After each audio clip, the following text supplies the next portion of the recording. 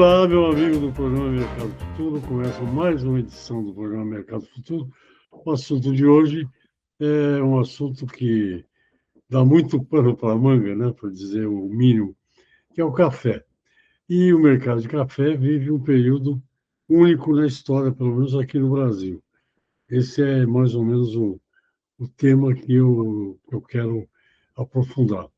Eu vou começar com o Eduardo Carvalhais, o famoso Duda, que é um analista de mercado aí, que já é bastante conhecido, respeitado. E eu já vou com a primeira pergunta para o Duda, que é o seguinte. O Duda entrou no escritório Carvalhais quando o pai dele trabalhava lá, eu imagino o senhor Eduardo, né? E aí já viveu lá, foi vivendo os percalços e as novidades do mercado de café. Agora que o Duda, agora não, já, quando o Duda e os irmãos assumiram com o escritório Carvalhais, também já passou algumas décadas aí vendo tudo que acontece no mercado de café. Eu, basicamente, estou aí nesse mercado de commodities agrícolas há quase meio século, quase 50 anos, uns 40 e bastante mais.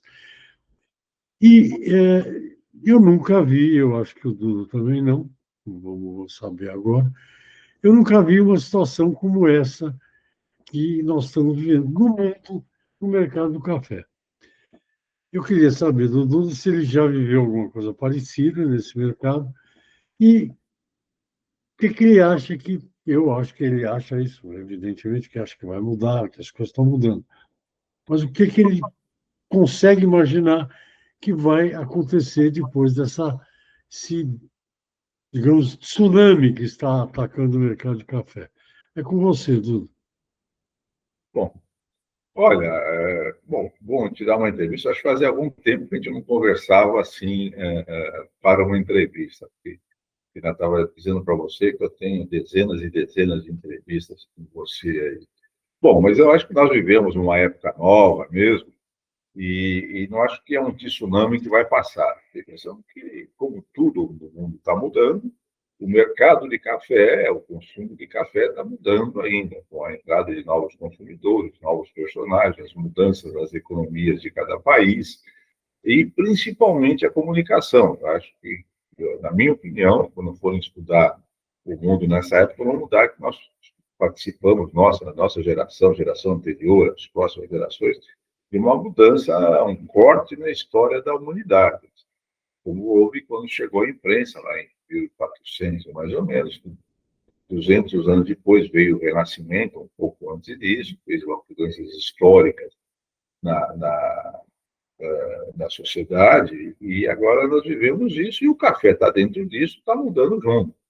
O modo de se comunicar, de conversar, a informação em rede mudou tudo, agora a inteligência artificial entrando dentro da internet com uma velocidade incrível, né? Tudo isso vem modificando. Você junta com os problemas climáticos, eu gosto de falar em problemas climáticos em vez de mudanças climáticas. Você tem duas correntes muito grandes, as que acham que a mudança então havendo são definitivas e aqueles que acham que é simplesmente o movimento do Sol, dos planetas e que tudo volta aí para o volta de 2030, continua, vamos ter um resfriamento no mundo de novo. Eu não tenho a menor capacidade de saber quem tem razão. A minha opinião particular, e eu leio sobre isso, é que é uma mistura dos dois, né? A Terra continua girando, os planetas, o nosso sistema solar, tudo no universo continua e a Terra está indo junto. E a outra coisa é a nossa civilização aqui na Terra, está tendo grandes modificações, com um crescimento espetacular da população, nós vamos chegar a 9, 10 bilhões antes de parar de crescer, né? E o consumo que se tem com isso está mudando muita coisa, a poluição, calor, as temperaturas estão se acelerando. Então, nós podemos estar mexendo com a vida, com a continuidade da nossa civilização, mas não com a Terra. Vamos ver o que acontece, ninguém sabe. Tem muita gente que fala que a partir de 2030 vai começar um novo ciclo de resfriamento. Então, tudo que nós estamos falando sobre aquecimento, tudo vai refluir. Enfim, isso fica para os técnicos, não para nós. Mas mudou tudo, sim. Eu comecei em café em 1983. Você sabe que eu sou mais velho dos três irmãos. mas fui o último que cheguei aqui. Eu sou engenheiro, trabalhei como engenheiro químico por 8 anos em projetos de São Paulo. Foi uma época muito rica. E na grande hiperinflação dos anos 80 é que eu mudei de ramo. Saí da engenharia e vim para o café, vim trabalhar nesse negócio de família. Né? As modificações são muito grandes, o modo de, inclusive, se considerava qualidade naquela época e agora. Né? O consumo cresceu de um modo espetacular. A produção no Brasil cresceu principalmente a partir do fim do Instituto Brasileiro do Café, foi em 89. E tem que lembrar que quando o Collor assumiu, no dia que ele assumiu, ele assinou uma série de decretos, leis, não sei como chamar isso. Uma delas foi extinguido o Instituto Brasileiro do Café de uma vez só. Foi um susto para todo mundo. Né? Nós estávamos já sem as cláusulas econômicas do Acordo Internacional do Café, não estávamos vigindo naquela época, mas houve o mercado de café foi botado de cabeça para baixo com aquilo. E a política adotada pelo Brasil e pela Colômbia, que eram os grandes produtores de arábica, como são até hoje, foi diferente. A Colômbia defendeu seus produtores com subsídio e tudo, eles ficaram parados no tempo. E aqui no Brasil, os produtores foram largados no mato. Cada um teve que se virar, quebrou muita gente nos anos 90, mas quem ficou aumentou a produtividade, melhorou a qualidade. Antes disso, já estava surgindo a Embrapa Café, nós tínhamos o Instituto Agronômico de Campinas, e a revolução nos anos 90 foi enorme. Né? Nós batemos, logo depois da extinção do IPC, um ano em 40 milhões de sacas de exportação, mas foi um susto, porque resolveram fazer caixa e nós forçamos exportações, enquanto a Colômbia se retraiu. Mas, quero sempre volto nesse ponto, em 99 nós batemos em 20 milhões de sacas de exportações, aí uma coisa coordenada, depois em 2009 em 30 milhões de sacas, em 2019 em 40 milhões de sacas, e o ano passado em 50. O crescimento das exportações brasileiras de café foi espetacular. Ao mesmo tempo, que você não tem de cabeça os números, o consumo brasileiro veio crescendo junto. Né? Isso tudo resultado de mudanças na produtividade por hectare e na melhoria espetacular também da qualidade do café brasileiro, que isso eu fui testemunha esse tempo todo. Tem que lembrar que no começo dos anos 90, o escritório Carvalhais começou a trabalhar com a ILE, né? Principalmente na época do Ernesto ILE, que era um entusiasta, uma pessoa respeitadíssima no mundo, que nos visitava sempre aqui, e coincidiu também com a entrada do cereja descascada no mercado no início dos anos 90, e foi essa revolução. A gente pode afirmar, primeiro, que a qualidade do café brasileiro, do arábica, cresceu muito esse tempo todo, resultado de muita pesquisa, de nos acreditarmos em pesquisa, resultado do cafeicultor brasileiro acreditar nisso, do crescimento das cooperativas. Né? As cooperativas foram muito importantes para se profissionalizar, se quebrou no meio do caminho muita cooperativa, mas as que ficaram são profissionais, dão assistência. O nosso pequeno produtor de café tem o grau tecnológico dos grandes produtores, isso é devido à assistência técnica das cooperativas, a informação que ele tem ali. A informação em rede também ajudou muito. Eu estou em dezenas de grupos de cafeicultores, me colocam lá, eu nunca dou palpite, mas eu leio o que está ali. Né? E é impressionante como eles trocam informação dia a dia. Tem grupos de cafeicultores que eu zero de manhã, quando chega à tarde, eles têm 600, 700, 800 entradas de cafeicultores ali. Eles se falam o dia todo.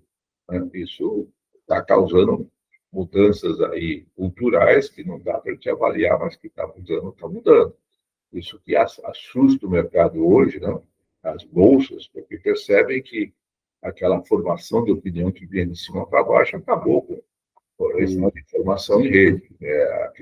É uma coisa que muda de ator. Se sobe e desce da bolsa, é reflexo disso. Junta com esse sucesso que nós tivemos de sair em 99 de 20 milhões de sacas, que já era um recorde para 50 no ano passado.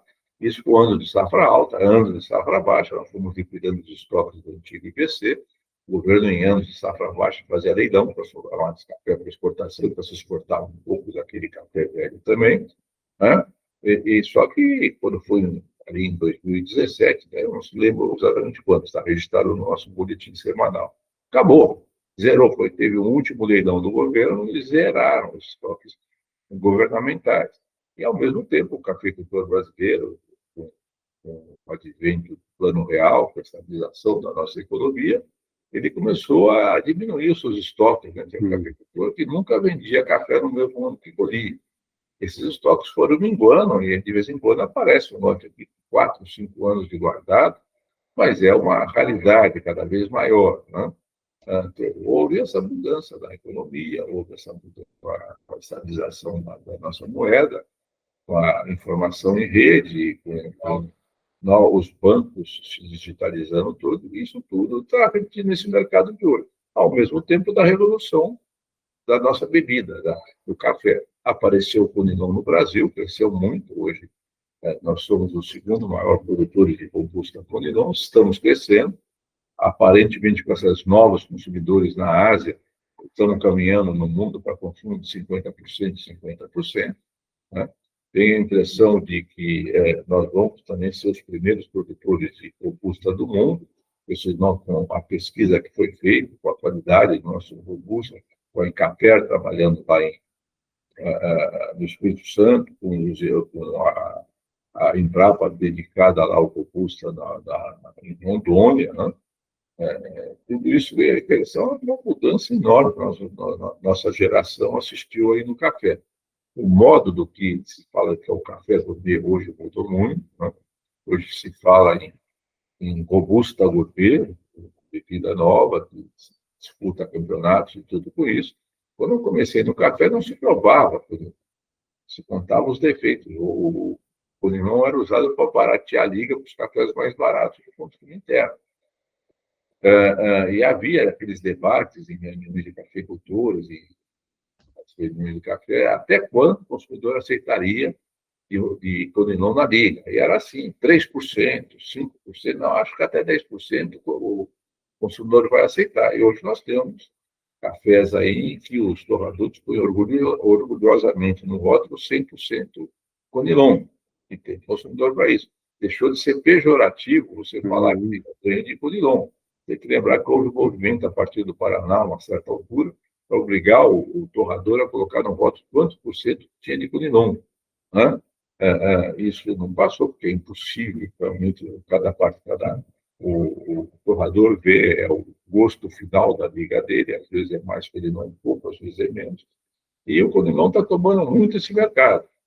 Né? Então, são modificações enormes. Eu não sei se você quer continuar nesse assunto, mudar, mas mudou tudo, principalmente de 89 para cá. A chegada da ilha no Brasil, com o nosso café gourmet, mudou muito. Nos Estados Unidos também, a partir da chegada da Starbucks no final dos anos 70, também ajudou nisso, com aquele conceito de cafeteria, de café mais torrado, e lançando o expresso também dentro dos Estados Unidos.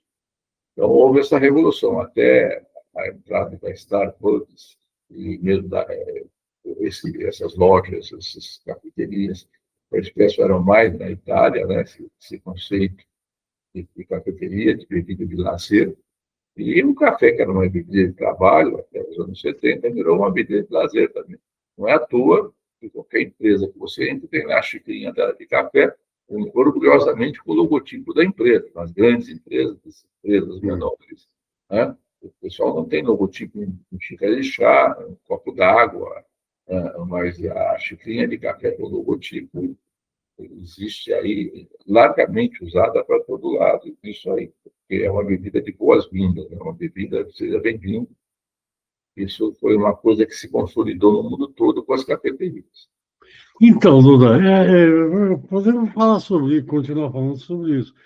O que eu queria ver se você consegue dar uma destrinchada para a gente é o seguinte: nós temos um monte de problemas. Por exemplo, ninguém sabe o que vai sair lá do seu Donald Trump. Aquilo lá é um mistério, é uma surpresa, né? Eu até vi uma charge outro dia na Folha de São Paulo falando que o presidente brasileiro se encontrou com o presidente americano na ONU e que houve uma química, né, entre eles. Aí eu vi uma charge brincando, dizendo que sim, a química que o Trump sentiu era com relação ao nióbio, às terras raras brasileiras, né? É um mistério, ninguém sabe o que ele pode decidir. Mas uma coisa que é fato hoje é o seguinte: os negócios, o comércio do café já está vivendo uma grande ruptura, digamos assim, se é que eu posso dizer isso. Mudou muito. Eu vou te pedir um intervalo, e aí eu queria que você, se você puder, falasse do comércio, porque o comércio, como vai e vem, eu posso exagerar dando exemplo da rua aí, Rua 15, aqui em Santos, não sei, onde ficavam os vendedores com as amostras. Isso já era, já é passado. Mas, além disso, mudou muito. Eu queria que você falasse um pouco do comércio do café. Nós vamos para o primeiro intervalo, a gente volta já já.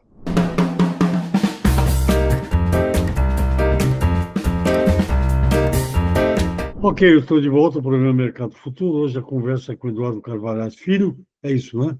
Você é da Júnior, Você é a geração eu Júnior. sou geração pós-guerra. É, geração Júnior, então. Eduardo Carvalhais Júnior, do escritório Carvalhais. E ele, no primeiro bloco, fez desenhou aí o que está rolando no mercado, não apenas no mercado de café, mas no mundo, né? Nós estamos vivendo uma verdadeira revolução. Eu pedi, antes do intervalo, para o Duda falar um pouco sobre o comércio, a maneira de vender e comprar café, que mudou muito.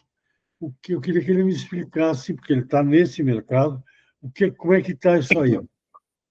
Olha, primeiro vamos começar, você deu um gancho bom falando da Rua 15, a nossa famosa, aquele quarteirão em que as fotografias que nós temos dos anos 40, 50, é com aquilo cheio de gente, todos de gravata, aquela estátua que nós colocamos lá do corretor de café, ele está de gravata, terno, que era isso mesmo, os ternos de linho branco, bege e azul claro, que todo mundo usava. Nós tínhamos um bonde em Santos, que era o bonde do comércio de café, que a uma certa altura vinha lá da ponta da praia, pegando o pessoal todo para vir aqui para a Rua 15, e esse bonde tinha uma cobertura branca nos bancos para não sujar o terno de linho branco de quem vinha ali.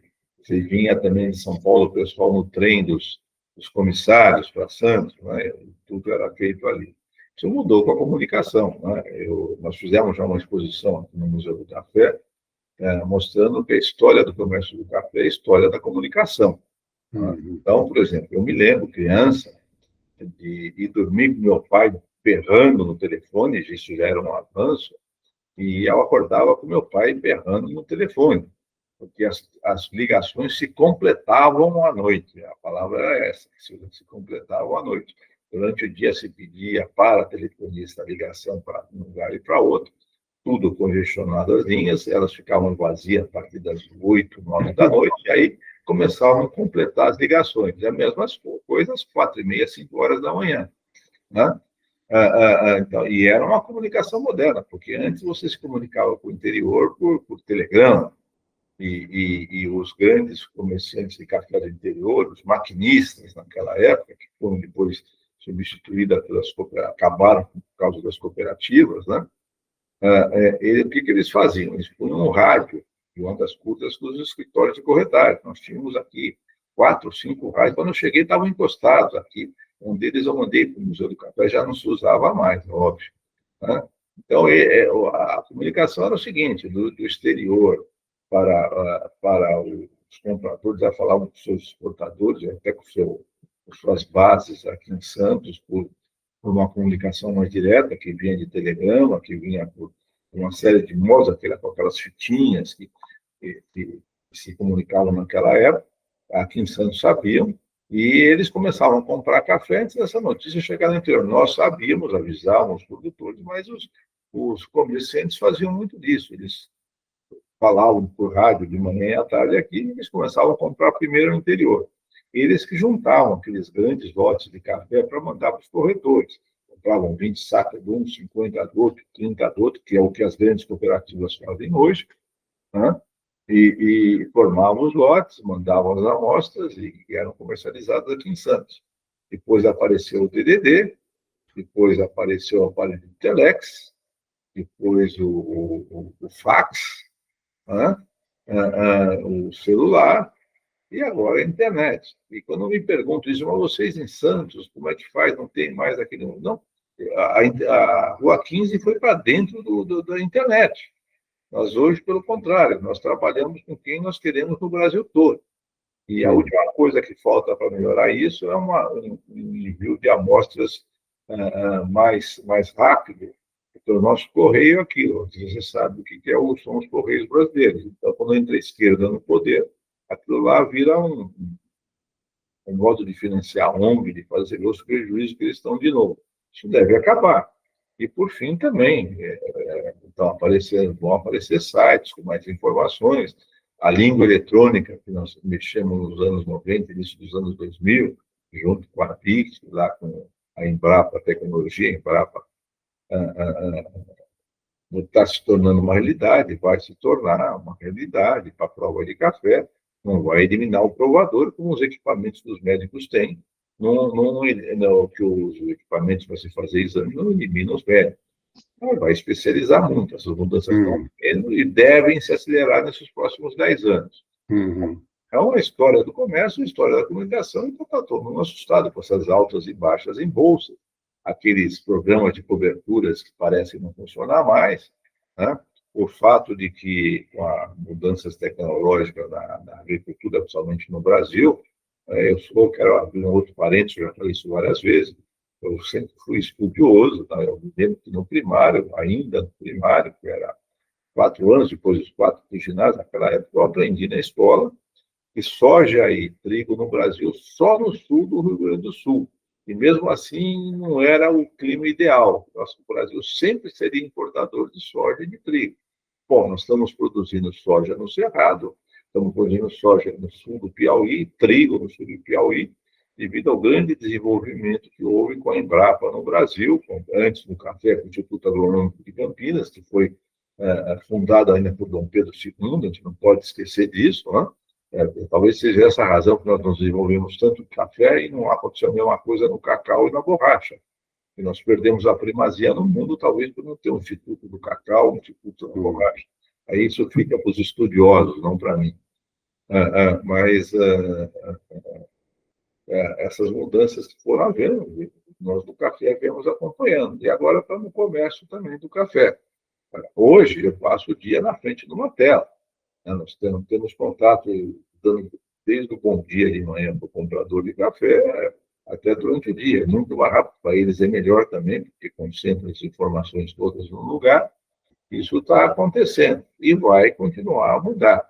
Tá? Então, como é que vai ser exatamente, eu não sei, mas dessa vez a mudança foi mais violenta com a internet, com a informação em rede, mas o Telex foi uma mudança, o fax foi uma mudança. Eu quero lembrar que o primeiro fax comprado pelo escritório Carvalhais custou $6.000.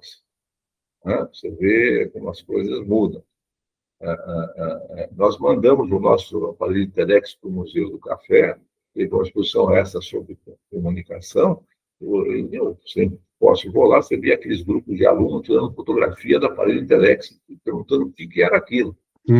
Outro dia, né? Os aparelhos de fax já estão lá também. Daqui a pouco vai se mostrar lá aqueles tijolos que eram os primeiros aparelhos de fax, né? Que também revolucionou a comunicação. Então, a história do comércio é a história da comunicação. Como os gostos mudaram, a nossa produtividade, paramos de falar nisso, mas com a produção de trigo e de soja, de milho, que o Brasil estamos agora crescendo no etanol de milho também, né? Ou seja, o cafeicultor hoje tem alternativas para produzir. Você via nos anos 80, nos anos 90, que era café ou boi, não tinha muita alternativa que fosse realmente produto de exportação disso. Hoje nós somos segundo eu aprendi, nós sempre seremos importadores de soja, nós somos os maiores exportadores de soja do mundo. Nós já estamos quase autossuficientes de trigo e vamos ser exportadores de trigo. Nós que só produzimos o álcool a partir da cana-de-açúcar, o que está crescendo nos últimos tempos é o álcool a partir do milho, para precisar de crescer. As nossas terras, nós não temos neve aqui, estamos com 2 safras por ano e caminhando para 3. 3 por ano ainda é uma coisa rara, mas 5 em 2 anos já é uma coisa que está se tornando comum. Né? Isso revolucionou, inclusive, esse programa de alimentos comum, uma das pressões que o Brasil tem sobre o meio ambiente. Nós somos o país que mais preservou mata no mundo, nenhum outro preservou que nós preservamos. Veja, a área coberta pela nossa agricultura é pequena, perto do tamanho do Brasil, e mesmo assim somos atacados de todo jeito. Eles não conseguem competir com o Brasil, que está partindo para 3 safras por ano de alta produtividade. Né? São coisas que não dá para enxergar o que vai ser daqui a 10 anos a produção de café, como é que vai ser, aonde vai ser. Mas o Brasil está pronto para crescer em café. Tem um artigo, um trabalho feito pela Embrapa Rondônia, mostrando só que naquela região de café deles, você pegar os pastos que estão abandonados, pouco produtivos, pegar 30% daqueles pastos e aplicar tecnologia para a produção de robusta, nós chegamos na produção do Vietnã só com aquilo. Uhum. Tá? O problema maior não é a produtividade, o problema maior é o nosso problema logístico, né? Que tudo que é estatal não anda para frente. Se sair, então, se nós construirmos uma saída para o Pacífico, ou se nós fizermos essas ferrovias que estão sendo feitas, com a besteira enorme que está segurando essas ferrovias, né? Tem ferrovia ao lado da rodovia que os ambientalistas não querem deixar andar para frente. Isso nos segura. Tudo financiado, seguro por ONGs financiados pelo Primeiro Mundo, né? Para proteger. Aqui lá, protege o meio ambiente aqui, lá eles plantam até a beira do rio. Enfim, vamos ver o que acontece com isso tudo. Mas nós estamos numa época de grandes modificações, e vai continuar, vai acelerar, e para onde nós estamos indo ninguém sabe, e isso é a próxima geração que vai desenvolver. Os americanos têm um ditado, eu não sei exatamente, mas eles falavam, né? Produção agrícola aqui, floresta lá, em relação ao Brasil, né? E nós temos condições de ficar com a floresta e com a produção agrícola. Pois é. O que eu queria te perguntar agora é o seguinte, é bem localizado.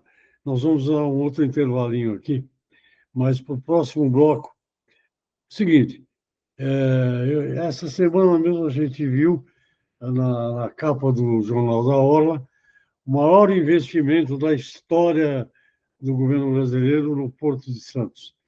A gente tem ouvido muita reclamação, eu pelo menos, dos exportadores de café, dizendo que falta espaço para contêiner, que atrasa navio, que não tem dia para... Não abre os gates, né, que eles chamam lá.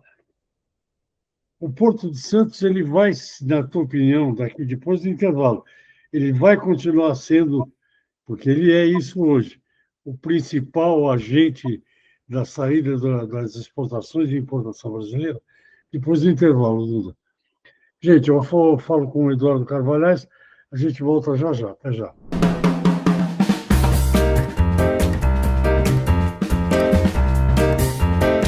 Duda, e como é que você vê essa questão de logística? O Brasil está avançando, estão falando de muita rodovia, de ferrovia. Como é que você enxerga isso? Bom, a partir da estabilização da nossa moeda, tem avançado. Agora, a história do Porto de Santos, não dá para a gente contar aqui, mas é muito interessante, né? A partir da construção, inclusive, influiu em toda a produção de café do Brasil. Foi o café que fez o estado de São Paulo se desenvolver, se transformar no principal estado em economia do Brasil. Mas, enfim, vamos começando lá na ferrovia do Barão de Mauá, né, que foi inaugurada em 1867, ligando aqui essa estação que nós temos aqui, que hoje a Secretaria de Turismo está lá, até onde está a Sala São Paulo, em São Paulo, né? Construções de ótima qualidade, muito bem feitas.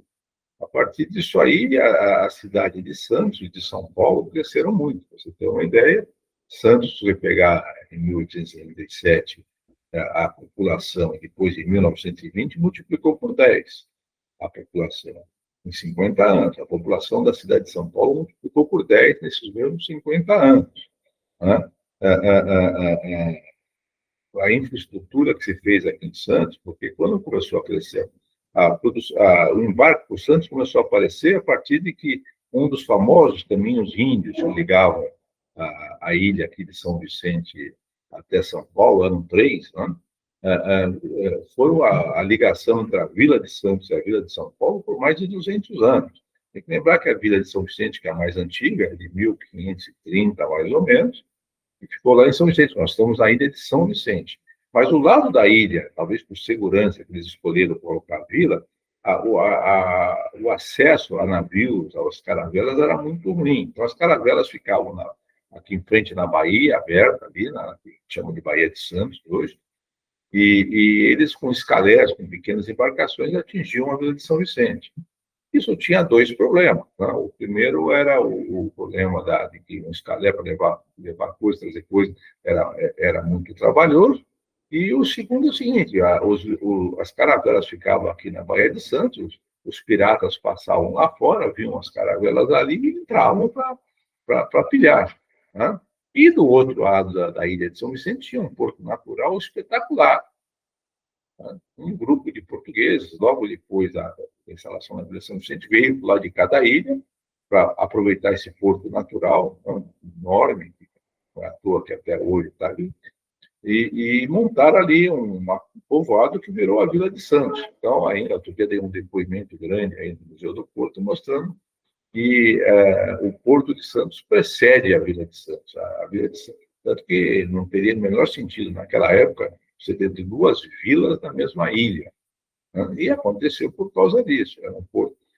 Mas mesmo o Porto de Santos aqui, a Vila de Santos, acho que foi levada à vila em 1545, por aí. Mas até 1770, mais ou menos, a ligação de Santos com São Paulo eram por aqueles caminhozinhos que você subia literalmente se agarrando nas árvores. Tem uma novela da Globo, aí, uma série da Globo dos anos 80 ou 70, que muita gente que assiste aí nem sabe disso, chamava-se O Paredão, mostrando justamente o que era a vida naquela época, fez muito sucesso. Né? Até que um desses caminhos índios foi calçado por um intendente da cidade de São Paulo, chamado Lorena, e virou a calçada do Lorena, com Pedras Grossas, e a partir daí você podia subir e descer com tropas de burro. Com tropas de burro, começaram a se plantar café em São Paulo, em Santo André, depois de São Paulo até Jundiaí. Foi crescendo essa economia.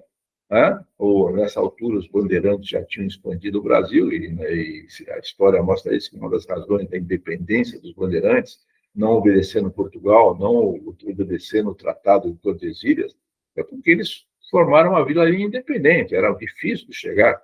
Quando chegava uma tropa vindo de Portugal para botar ordem lá na Vila de São Paulo, que podia vir numa 5, 6 caravelas de soldados, avisavam lá em cima primeiro, e os habitantes da Vila de São Paulo, junto com os índios, que eles tinham feito uma sociedade, casado com a filha dos caciques e tudo, esperavam lá em cima e botavam os soldados portugueses para baixo de novo. Né? Essa independência que nós nos orgulhamos aqui em São Paulo nasceu daí. Né? Eles sempre nos serviram, dar sempre à frente, sempre liderando, veio disso. Bom, com isso, o café se expandiu, levou a ferrovia expandiu rapidamente o comércio de café, e foi isso. Agora nós estamos, como isso durou muito tempo, se você pegar o Porto de Santos e olhar as ferrovias que existem, as rodovias, nós estamos na ponta de um funil, que atende todo o norte do Paraná, o estado de São Paulo, o Mato Grosso do Sul, e o sul de Minas Gerais até o Triângulo. Aqui nós somos um porto natural para as cargas, e temos o que existe de infraestrutura, está muito acima da média da infraestrutura brasileira. Mas se o Brasil quiser crescer mais, nós vamos ter que investir em infraestrutura, e com isso a tendência, a uma certa altura, vai ser diminuir a porcentagem de café embarcado para o Santos. Né? Se trabalha nisso mais a partir, por exemplo, portanto, dos anos 2000, do início dos anos do século XXI. Mesmo assim, entra governo, sai governo, e vai se alterando tudo. Eu sempre falo, nós nos batemos no peito, nós somos um país de renda média, mas metade dos brasileiros não tem esgoto. Isso é um vexame, né? As cargas saem do Rio Grande do Sul, grande parte delas vão de caminhão para o Nordeste todo, numa rodovia que anda paralela ao mar. E a nossa navegação de cabotagem melhorou nos últimos 20 anos, mas é muito precária ainda. Né? Isso tudo é que faz o Porto de Santos concentrar. Estava dizendo para você aí no intervalo que desce algodão, uma carga leve de caminhão lá do sul da Bahia, para ser embarcado para o Santos e aí subir de novo para o hemisfério norte. Nós temos esses absurdos em pleno século XXI. Então, isso tende a mudar. Então, eu acho que tem meses que nós somos responsáveis por 80% das exportações do Brasil de café, ela varia entre 75% e 85%, mais ou menos. Se o Brasil se desenvolver, a tendência é a gente continuar um porto importante para a exportação de café, mas percentualmente perder esse privilégio de ter toda essa embarque por aqui. É só melhorar a infraestrutura brasileira para transporte de carga. Uhum. Na verdade, essa coisa de logística é que nem saneamento, né? O político não faz porque não vê, né? Não, fica escondido, né? Não, e quando você faz essas grandes mudanças, né, os que vão perder com as mudanças, porque se alguém vai ganhar com isso, alguém vai perder. Né? Sabem que vão perder e trabalham contra. E os que vão ganhar não percebem que vão ganhar com isso. Né? No mundo todo é assim. Há sempre uma reação com essa política de compadrio no Brasil, com esse populismo, dos grupos se defenderem dessa elite, grande parte atrasada, se defender. Você vê esse debate agora sobre subsídio, o que tem que ter subsídio, o que não tem que ter, qual o resultado que eles entregam quem tem subsídio. E nós vivemos nessa conversa, vivemos essa votação agora, ontem, né? Sobre elevar a isenção do imposto de renda até R$ 5.000, que estão fazendo estardalhaço por isso, e só está acontecendo, quer dizer, com o PT agora se vendo isso, mas todo mundo votou a favor, mas, na verdade, isso só existe porque não vem atualizando a tabela do imposto de renda ano a ano, que é o que você tem que fazer com a inflação. Né? E se não se atualizar a partir do ano que vem, em 5 anos foi embora essa vantagem que teve agora. Então, o que nós temos que ter é uma política planejamento de gastos públicos, mas que essa tabela seja atualizada todo ano. Não foi atualizada, só está desse jeito, porque ela não foi atualizada, não sei, uma década, uns 5, 6 anos. Duda, uma questão aqui que eu estava pensando agora, que nós aqui que moramos em Santos, o dono da balsa aí que atravessa Santos Guarujá deve estar preocupado, né, com o túnel. Olha, eu acho que está, porque pode mudar, mas na verdade isso é uma concessão e eu sou a favor que ela continue, porque para o turista é uma coisa muito. Eu, quando passo pela balsa, às vezes você fica ali esperando passar um navio enorme na sua frente e tal. Então, e o movimento é pequeno. Eu acho que tem lugar para o túnel, para a balsa e para uma ponte. Nós estamos no maior porto da América Latina, você não pode esquecer disso. Esse túnel que está feito vai melhorar muito, mas principalmente vai ajudar a construção civil a ser feita do outro lado. E o problema é aquilo do Brasil, né? Ou seja, se fala de uma passagem seca para outra margem, desde o Saturnino de Brito, que fez o sistema todo de drenagem da cidade de Santos no início do século XX. Os canais, né? Eu, citando uma passagenzinha aí, quando eu fui presidente do Rotary Clube de Santos, que é o maior Rotary Clube aqui da América Latina, foi em 1999 e 2000. A primeira palestra que eu levei lá foi do prefeito, à época, do Guarujá, para falar sobre transformar a base aérea de Santos em aeroporto civil. Nós estamos em 2025 e não se tornou realidade isso. A pista está lá, vai ser sempre um aeroporto de apoio, um aeroporto da América Latina, mas naquela época estava pronto. O prefeito mostrou que era questão de... Bom, isso foi em julho de 99. Nós estamos em 2025 e agora vai sair. Agora está avançando um pouco. O túnel é a mesma coisa. Começaram a se falar numa ponte entre Santos e a área continental de Santos no início do século XX. E nós estávamos com debate até 2, 3 anos atrás se era melhor aí um túnel ou uma ponte. Cada um tem a sua vantagem, eu sou a favor dos dois. Deixa claro, eu acho que tem que ter a ponte e tem que ter o túnel. Com a tecnologia de hoje, não há o menor problema nisso. O mais problemático até o túnel foi a proposta vencedora, um bom túnel, do que a ponte, mas os interesses econômicos levaram para o túnel. E sou a favor, assim que começar as obras do túnel, que deve começar o ano que vem, provavelmente, que a gente comece a debater uma grande ponte para o outro lado. Uhum. Bom, Duda, em relação ao café, para a gente concluir aqui, nos próximos 5 anos, digamos assim, você enxerga o quê? Tumulto, é isso? Eu não tenho bola de cristal, eu sempre falava que, olha, eu não tenho bola de cristal. Hoje em dia, nem se eu tivesse bola de cristal, dava para enxergar. Nós falamos aqui de algumas modificações nesse bate-papo aqui, né? Mas são tantas modificações que é impossível de enxergar. O que é a realidade? Nós somos muito bons na produção de café, podemos aumentar a produção de café mais ainda, é só ter condições de preço como está tendo nos últimos tempos, né? Podemos crescer nisso, mas depende. O que vai acontecer com o consumo mundial? Outra coisa, uma grande modificação é no que se fala de qualidade. Se falava de qualidade no início dos anos 90, é totalmente do que se fala hoje. Eu sempre brinco aqui com o negócio do Robusta Gourmet, que prova sempre o professor Slavi, que está aqui também. E se eu falasse nisso em 2000, não precisava ser nem nos anos 90, iam dar risada, né? Hoje é uma realidade. Outra coisa, o Brasil, para conseguir esse desempenho excepcional, os nossos exportadores são grandes comerciantes, conseguiram, eles têm grande também participação nesse crescimento das exportações brasileiras. Para sair de 20 milhões em 99 para 50 no ano passado, nós esgotamos tudo que havia de estoque. Nós dependemos da produção do ano e temos esses problemas climáticos no momento, essa instabilidade climática. Ou seja, o ano que vem, o discurso no começo do ano, no final do ano passado, é que em 26 nós teríamos a maior safra da história, um recorde.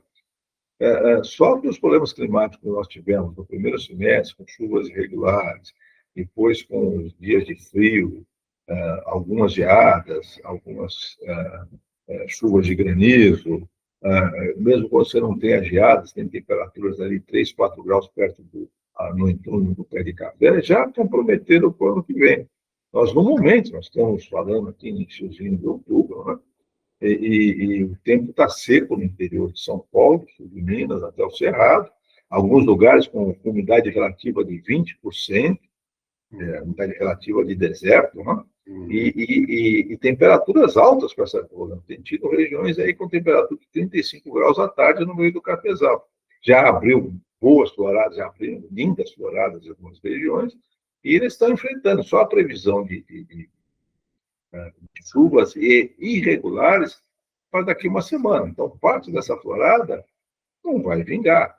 Deve vir outras floradas ainda. E como é que vai ser a chuva em janeiro, em dezembro, para os frutos crescerem? E em janeiro, fevereiro e março, para eles amadurecerem?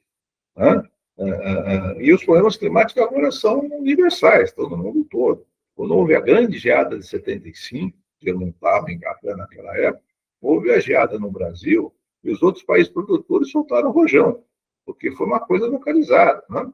Agora o Brasil tem problemas climáticos, o Vietnã tem problemas climáticos, a Colômbia, a América Central, a África, ou seja, você não vê, e ao mesmo tempo que o consumo está crescendo. Não se enxerga nos próximos anos uma formação de um estoque, de uma bolsa, de um bolsão de café guardado, que atenda a essas imprevisibilidades do tempo.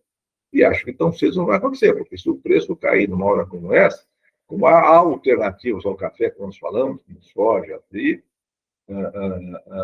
os grandes produtores vão mudar de ramo, até porque café dá muito, mas muito mais trabalho que os outros produtos, e os riscos são muito maiores, né?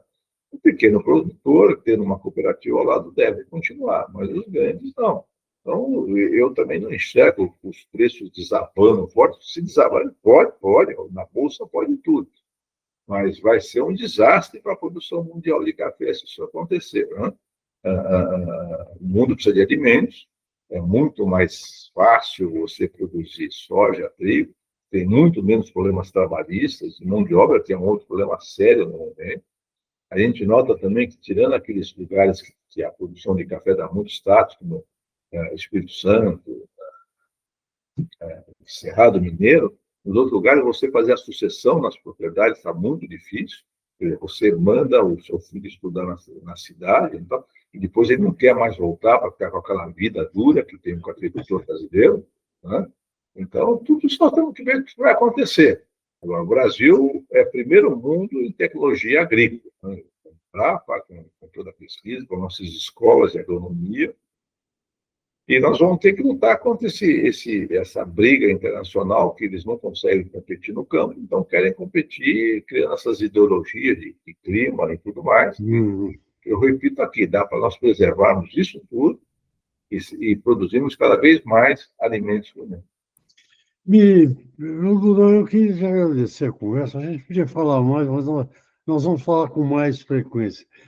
Eu estava me perguntando hoje, antes de começar a falar com você, aqui o seguinte: eu não sei, quem sabe quanto custa produzir uma saca de qualquer coisa, de café também, né? Na minha opinião, é o produtor. Ele que tem a obrigação de saber quanto custa produzir, né? Mas hoje, nós estamos conversando no dia 2 de outubro.